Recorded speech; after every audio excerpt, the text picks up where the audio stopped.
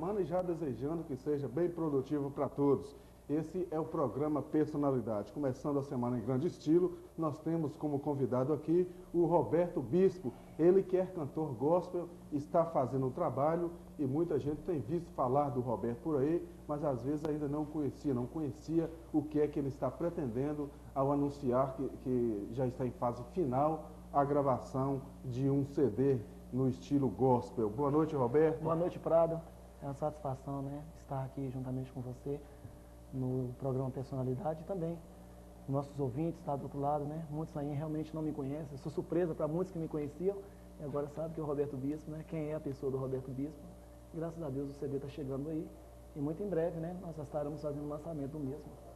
Pois bem, antes de falarmos aí do CD, Roberto Bispo, eu tive lendo um prospecto a seu respeito e chama a atenção porque dizem até que Roberto Bispo seria uma lição de vida pelo passado, pelo que foi num passado não tão distante assim, e que hoje houve uma regeneração. Você mesmo me dizia, me confirmava isso nos bastidores, de que o passado teria sido negro para você. Verdade. Como é que foi isso daí? Você chegou a ser usuário de drogas, a cometer alguns tipos de delitos na infância? Verdade, Prado.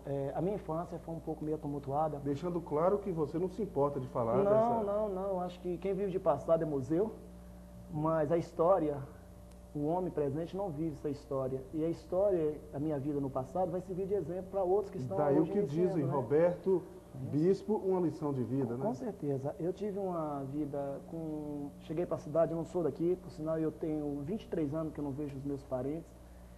Tem 17 anos que eu vivo com a identidade de Roberto Bispo, né? Que devido a um acidente que eu sofri, entrei em coma no hospital e eles, como para não passar com indigente, me registraram com esse nome. Agora, com essa oportunidade que tem agora, eu vou em busca das minhas verdadeiras raízes.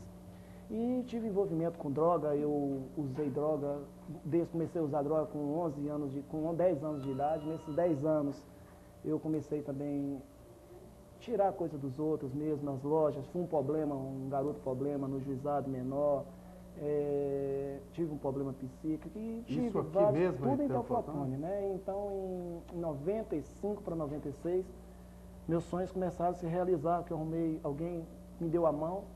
E hoje cheguei aqui, mas eu tive um passado, né, um passado negro, que para mim, eu creio que foi um exemplo de vida, foi uma faculdade lá fora e hoje estou formado, né, com uma personalidade diferente. O que eu fui, hoje sou outra pessoa, penso somente em resgatar algo que eu não tinha. Eu sofri um preconceito muito grande da sociedade, na qual eles falavam de amor, mas não vivia o que falava. E hoje eu vivo uma vida diferente, totalmente diferente, voltado, né? Foi de forma superficial ou você chegou a mergulhar fundo nesse mundo, nesse caminho das drogas? Eu mergulhei tão fundo no caminho das drogas e da delinquência, que de 30 dias no mês que nós temos, 22 deles eu estava preso. E o resto, o que me sobrou foi um problema psíquico devido às drogas. Eu tive um problema mental. Então eu tive um problema muito sério. E hoje a única coisa que me resta é ter meu sistema nervoso todo comprometido devido às drogas que eu usei. E a partir disso aí, aliás, voltando um pouco atrás, você me falava de um acidente que teria sofrido, teria perdido a própria identidade. Certo. Quer dizer, nessa época você tinha família? Minha família em si, os meus amigos. Os que não estão presos, estão mortos. Os que não estão mortos na empresa, estão loucos na cidade. Então, a minha família mesmo constituiu ela na cidade, mas eu tenho uma mãe e tenho hoje uma outra família que constituiu. Minha mãe encontrou um outro senhor e esse senhor me deu uma força, mas vivendo, melhor dizendo, mendigando. E a minha casa, a minha família mesmo, mais era a rua. A minha família era meus amigos que todos estão mortos, né? Então, eu quero dizer para você... Sua mãe não teve condições? A minha mãe, eu não tinha condição, Prado, porque... minha mãe, eu era drogado e minha mãe alcoólatra. Minha mãe, muitas vezes, ela, por desespero, caminho da desgraça, até jogado no chão, pelos cantos, jogado nas ruas. Eu quero só dizer para você, como você pode ver uma criança dessa, que vê uma mãe sempre bêbada, o pai sempre bêbado, o que é que ele espera da vida? Ele vê um pai carregando seu filho para a escola ele olha para ver, não vê o pai dele carregando ele para a escola. Ele vê uma pessoa comendo, uma criança comendo com seu pai, abraçando seu pai, ele não tem o pai dele para abraçar. Ele vê o Natal chegar e vê um pai dar um presente, ele não tem um presente para dar. Eu quero dizer para você o seguinte, isso tudo, quando eu era criança, pequeno, eu me conformava, de acordo com a idade, foi chegando, eu não comecei a me conformar mais com isso. E aí veio a violência, eu comecei a tomar... Toda vez que o juizado me pegava, não procurava me entender não, eles me batiam, eles me espancavam, me jogavam de trás das grades. E ali, a única coisa que queriam fazer, todo recurso mesmo, era levar para a FEBEM. Então, toda vez que falavam levar para a FEBEM, eu fugia do juizado menor, e aí passei a ser procurado, eu fui ameaçado de morte, tive na mão de alguns colegas que tentaram me matar, por sinal, muitos dos meus colegas mortos por outros, e graças a Deus, Deus tinha um plano na minha vida e hoje estou aí. Agora, Roberto, você chegou nessa época a usar algum tipo de violência contra a pessoa? Já isso era normal, Prado. Quero dizer para você o seguinte, o sangue na vida de um garoto de rua, muitas vezes, não é porque ele se sente ameaçado.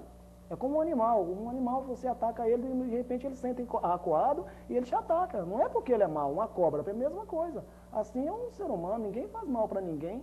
Sim, não, mas só nunca matei, mas eu participei até de um homicídio na qual eu não estava presente, mas por querer salvar o rapaz, eu fui acabar julgado. Eu respondi isso em 96, agora ainda estava na Total, ainda trabalhava na Total. Mas eu quero dizer para você, a violência sempre tinha, isso é normal. Já programei já matar os outros, já programei tirar a vida dos outros, mas Deus tinha um plano na minha vida, e esse plano eu nunca matei ninguém, já fiz tudo de errado, você pensar, agora matar, não.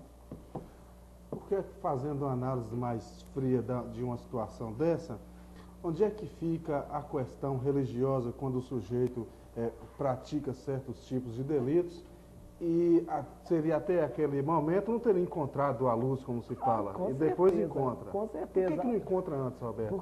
Porque interessante, tudo tem seu tempo, tempo para chorar, tempo para sorrir. E o tempo para encontrar com Cristo também é a mesma coisa. Deus não nos chama para compor. Ele nos chama para fazer diferença. Assim, hoje você vê falar de paz. Primeiro para os homens ir buscar paz, a Bíblia fala, quando andar dizendo paz e segurança, sobrevirá repentina destruição. Nós estamos vendo agora um foco, uma visão bem ampla sobre a paz. Mas o que vai acontecer? Primeiro os homens têm que desarmar os seus corações, para depois falar de paz. Vai chegar? Não, vai chegar falsamente, mas Deus promete, quando andar dizendo paz e segurança, sobrevirá repentina destruição. Ele sabe o que está dizendo. Então, quer dizer para você o seguinte, quando um rapaz está na delinquência, a maioria dos meus colegas hoje, tem muitos amigos meus convertidos, e convertido de verdade mesmo, é de coração. Você